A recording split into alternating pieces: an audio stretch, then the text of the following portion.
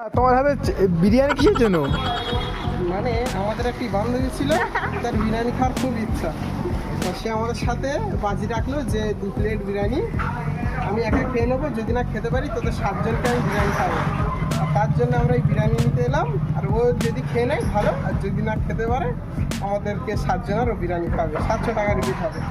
তুমি এই বাজিটা মন্দির আছো? আমি মন্দির সাথে আছে ঠান্ডা জল, কোল্ড ড্রিঙ্কস আছে, স্প্রাইট, কোল্ড ড্রিঙ্কস আছে। ঠিক আছে চলো।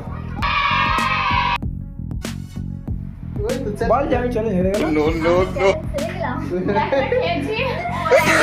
আর আমার উপর আমার ব্যাচের লোক তুই, সদস্যরা 700 টাকা পাও না।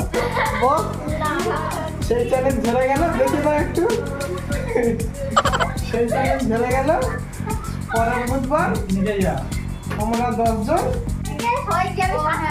খাবি না, আগস্ট মাসের 9 তারিখে চ্যালেঞ্জটা হেরে যাওয়ার জন্য তুই সবাইকে খাবি 700 টাকা দিয়ে।